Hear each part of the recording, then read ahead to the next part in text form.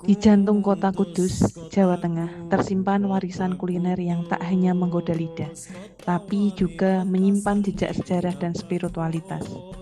Inilah jenang Kudus, makanan manis yang menjadi simbol budaya, sedekah, dan harmoni. Jenang Kudus bukan sekedar makanan. Jenang Kudus lahir dari tradisi panjang Islamisasi di tanah Jawa, dipopulerkan oleh Sunan Kudus dan para wali lainnya. Dalam setiap gigitannya terkandung nilai kesabaran, ketekunan, dan rasa syukur. Jenang sering disajikan dalam acara Maulid Nabi, selamatan, dan sedekah sebagai wujud cinta kepada sesama dan kepada Sang Pencipta. Sebagaimana dalam Al-Quran surat Al-Maidah ayat 88. A'udzubillahi minasyaitonirrajim. Bismillahirrahmanirrahim. Wa kulu mimma razaqakumullahu halalan thayyiban wattaqullahal antum bihi mu'minun. Artinya, makanlah apa yang telah Allah anugerahkan kepadamu sebagai rizki yang halal lagi baik. Dan bertakwalah kepada Allah yang hanya kepadanya kamu beriman. Quran Surat Al-Maidah ayat 88. Makna surat ini adalah perintah untuk mengkonsumsi yang halal dan yang baik, yaitu yang halal yang berarti diperbolehkan secara syariat, baik dari segi zat maupun cara pelayanannya, dan yang thayyib yang berarti baik secara kualitas, bergizi, tidak membahayakan tubuh, dan tidak menjijikkan. Assalamualaikum warahmatullahi wabarakatuh, Sobat Sains. Sekarang kita sudah berada di Jenang Mubarok. Hari ini kita bersama Mbak Tia, salah satu QC dari Jenang Mubarok. Nah, kita nanti akan melakukan wawancara terkait proses rekonstruksi ilmiah dari pembuatan jenang Mubarok. Sebelumnya silahkan perkenalkan, Mbak. Iya, baik, perkenalkan, nama saya Trianisi. Saya di sini sebagai QC Mubarok Pucipta Delisia. Untuk usianya mungkin? Ya, usia saya 27 tahun. Di sini sudah lama? Ya, saya di sini sudah bekerja selama kurang lebih 10 tahun. Oke, Mbak. Ini ada pertanyaan ya, kita santai saja ya, Mbak. Ya. Terkait dengan proses pembuatan. Nah, mungkin bisa dijelaskan bahannya apa saja dalam proses pembuatan jenang Kudus? Ya, jadi bahan yang kita pakai untuk proses pembuatan jenang antara lain adalah santan kelapa. Jadi kita memakai santan kelapa segar dari buah kelapa yang kita proses sedemikian rupa hingga menjadi santan. Kemudian ada tepung beras ketan, gula kelapa, gula pasir, gula merah. Dan kami juga memakai beberapa bahan tambahan lain, antara lain ada margarin, kemudian perisa, dan pengawet kalium sorbet. Pengawet apa, Mbak? Kalium sorbet. Oke. Mungkin terkait dengan prosesnya bisa dijelaskan secara rinci atau secara sederhana dari awal kelapa. Jadi dimulai dari proses perebusan gula. Kita mulai prosesnya dari merebus gula kelapa, gula pasir, dan gula merah. Kita rebus dengan santan. Kemudian setelah mendidih, kita saring, diperoleh larutan gula. Kemudian larutan gula itu kemudian dimasak kembali hingga mendidih lagi dan dicampur dengan larutan tepung. Larutan tepung itu diproses dari santan kelapa yang ditambah dengan tepung beras ketan. Untuk terkait dengan teknologinya ya, Mbak, ya. Mungkin bisa menjelaskan proses pembuatan dengan teknologi yang ada dari jenang Mubarok ini. Ya, teknologi yang kami gunakan antara lain adalah di proses pemasakan. Kami menggunakan mesin mixer sebagai peralatan untuk memproses dari awal mengolah larutan gula hingga menjadi produk yaitu jenang. Kemudian ada juga dari proses pembuatan santan sendiri itu kami menggunakan mesin parut kelapa, kemudian mesin untuk memeras santan kelapa seperti itu, dan juga kami untuk pengirisan itu memang masih menggunakan tenaga manusia, masih manual. Hanya saja kami selalu memastikan bahwa hasil irisan itu seragam. Oke, itu tadi dari segi teknologinya.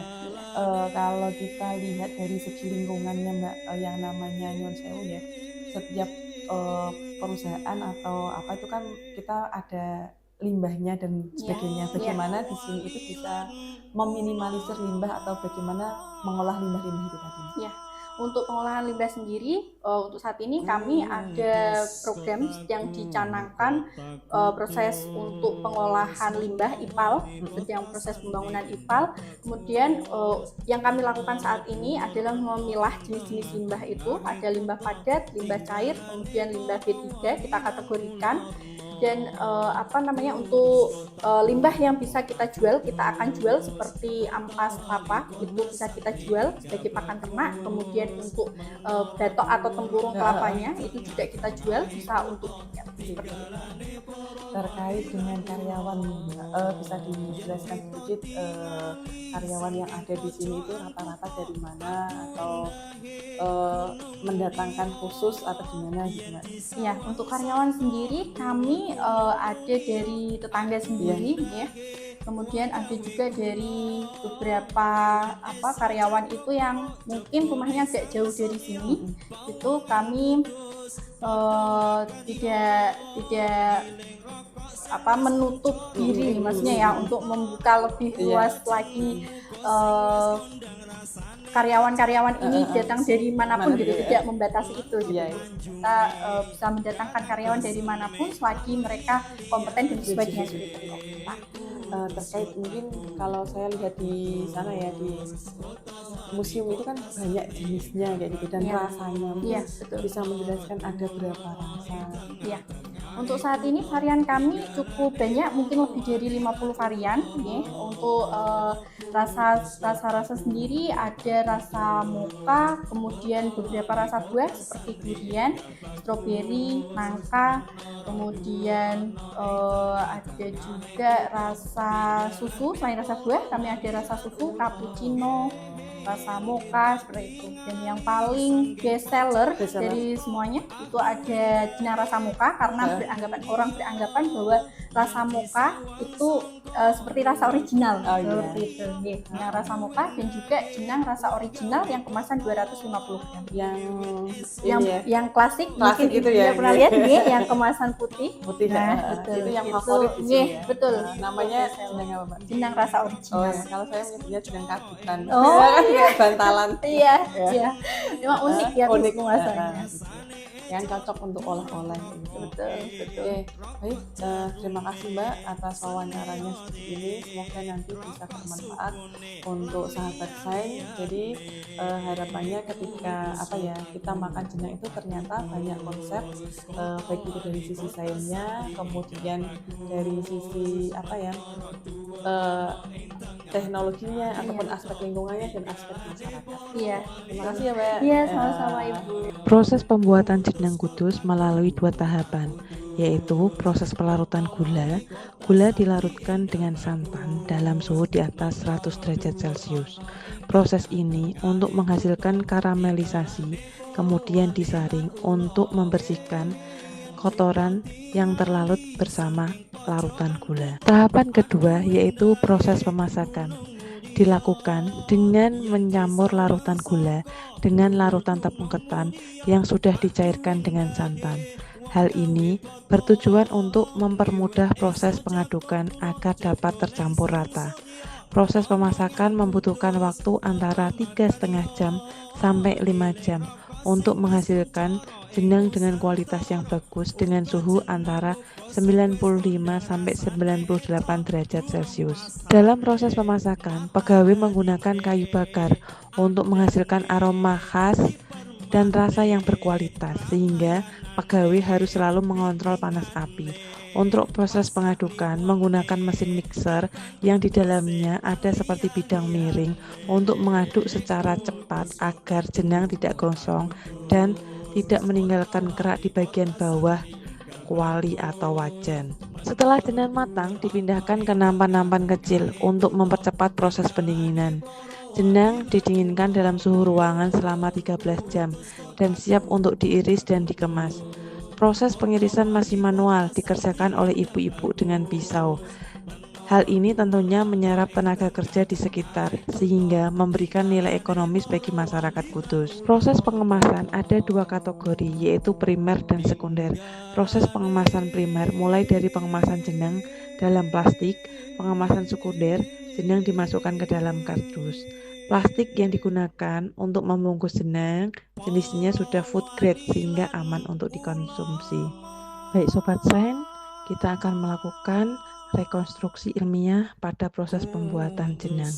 Yang pertama, ada sains asli masyarakat, yaitu pemarutan. Hasil rekonstruksi merupakan proses mengubah kelapa dari struktur yang utuh menjadi kecil yang menghasilkan santan, sehingga mudah untuk diambil sarinya atau santannya masuk dalam materi perubahan bentuk benda. Yang kedua, sains asli masyarakat, peras, merupakan proses mengeluarkan cairan dari suatu bahan padat dengan cara menekan atau memerasnya, baik secara manual maupun menggunakan alat bantu, termasuk dalam materi gaya dan tekanan.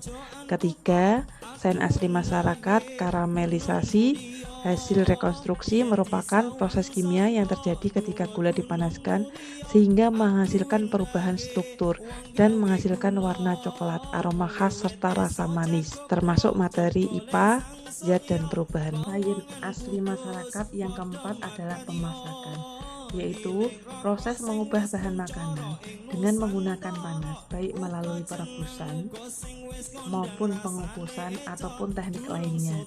Secara ilmiah, pemasakan melibatkan perubahan fisik dan kimia pada bahan yang mempengaruhi tekstur, rasa, warna, dan kandungan gizi. Dalam IPA termasuk dalam materi zat dan perubahannya. Yang kelima, sains asli masyarakat, yaitu didemke, merupakan proses menurunkan suhu suatu bahan atau zat, biasanya setelah mengalami pemanasan atau pemasakan, agar mencapai kondisi yang stabil, aman, dan siap digunakan untuk mengontrol kualitas produk, termasuk dalam materi IPA, suhu, dan kalor. Sains asli masyarakat yang keenam adalah umum.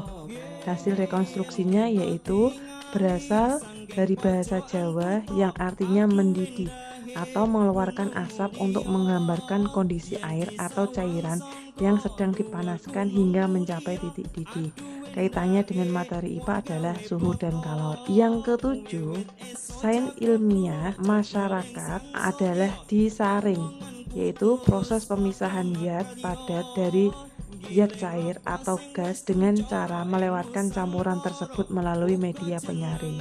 Dalam hal ini termasuk dalam materi IPA, campuran dan pemisahannya. Yang kedelapan, sains asli masyarakat, yaitu ngudek. Hasil rekonstruksi berasal dari bahasa Jawa yang artinya mengaduk, khususnya dalam konteks memasak, mengaduk bahan makanan yang sedang dimasak agar tidak gosong dan tercampur sempurna, termasuk dalam materi IPA, energi, dan gaya. Yang kesembilan, sains asli masyarakat, yaitu mateng. Hasil rekonstruksi merupakan kondisi jenang yang sudah masak atau siap untuk dikonsumsi, termasuk dalam materi IPA, perubahan sifat benda. Yang ke-10, sains asli masyarakat, yaitu kalis. Hasil rekonstruksinya merupakan adonan yang sudah elastis dan tidak lengket di tangan, siap dibentuk atau diproses lebih lanjut. Hal ini termasuk dalam materi IPA, struktur molekul dan biokimia. Selanjutnya, rekonstruksi ilmiah dari bahan-bahan pembuatan jenang. Sains masyarakat, yang pertama ada santan kelapa. Hasil rekonstruksinya merupakan cairan berwarna putih yang diperoleh dari hasil perasan daging buah kelapa yang sudah tua, yang telah diparut, yang mengandung lemak, protein, dan karbohidrat. Hal ini masuk ke dalam materi IPA, yaitu zat dan perubahannya. Yang kedua, sains asli masyarakat, yaitu tepung beras ketan. Hasil rekonstruksi, tepung beras ketan ini dihasilkan dari beras ketan atau nama latinnya Oryza sativa varian glutinosa yang telah dikeringkan dan digiling halus. Berbeda dari tepung beras biasa, tepung ketan memiliki sifat lengket dan elastis saat dimasak karena kandungan amilosanya sangat rendah dan amilopektinnya sangat tinggi. Ini termasuk materi IPA dalam karbohidrat. Sains asli masyarakat yang ketiga terkait dengan bahan jenang kudus adalah gula merah, yaitu pemanis alami yang dibuat dari pohon nira atau pohon palem, terutama adalah pohon kelapa, meskipun juga berasal dari pohon aren ataupun nimpa. Di Jawa sering disebut dengan gula Jawa, termasuk dalam materi IPA, biokimia, dan pangan. Sains asli masyarakat yang keempat adalah gula kelapa. Hasil rekonstruksinya merupakan pemanis alami yang terbuat dari nira bunga kelapa. Air nira dimasak hingga airnya menguap dan mengental, lalu dicetak menjadi berbentuk padat dan dikristalkan. Materinya termasuk dalam materi zat adiktif dan makanan. Sains asli masyarakat yang kelima adalah gula pasir. Hasil rekonstruksinya, gula ini terbuat dari tebu yang berbentuk butiran kristal putih yang berasal dari sukrosa, yaitu senyawa karbohidrat yang terdiri dari glukosa dan fruktosa. Dalam materi IPA termasuk dalam pembahasan zat adiktif dan makanan. Dalam proses pembuatan jenang kudus, kita dapat mempelajari kajian etnoiset, yaitu meliputi yang pertama ada kajian etnosainsnya, di mana bahan-bahan yang digunakan untuk pembuatan jenang kudus dan proses pembuatan jenang kudus semuanya terkait dengan etnosains. Yang kedua, kajian etnoteknologinya adalah penggunaan alat modern untuk mempermudah pekerjaan manusia. Di sini meliputi mesin pencucian kelapa, mesin parut, mesin pemeras santan, dan mixer untuk pengaduk jenang. Dari kajian lingkungan dalam pembuatan jenang ini adalah dihasilkannya limbah ampas kelapa dan batok kelapa. Limbah ampas kelapa dijual untuk pakan ternak, sedangkan batok dipasok oleh pedagang untuk dijual untuk dibuat briket. Sedangkan kajian masyarakatnya adalah jenang kudus sebagai oleh-oleh khas kota Kudus yang mampu menyerap tenaga kerja dalam proses produksinya. Pengirisan jenang kudus menggunakan tenaga manusia karena jenang yang sifatnya lentur tidak bisa dicetak oleh mesin. Baik, kita sudah mempelajari rekonstruksi ilmiah jenang kudus.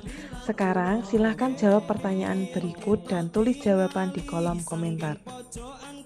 Jenang kudus sebagai kearifan lokal kota Kudus sangat bernilai tinggi dan memiliki pesan kepada kita semua untuk melestarikannya. Bagaimana kalian sebagai calon seorang guru IPA melestarikan warisan leluhur jenang kudus? Yang kedua, model pembelajaran apa yang cocok untuk objek kajian proses pembuatan jenang kudus? Silahkan jelaskan dan jawab di kolom komentar. Jenang kudus adalah cermin dari kearifan lokal yang terpadu dengan nilai spiritual. Ia mengajarkan kita tentang kesederhanaan, kebersamaan, dan keberkahan. Mari kita jaga, lestarikan, dan wariskan jenang kudus karena di dalamnya ada rasa, ada cerita, dan ada cinta.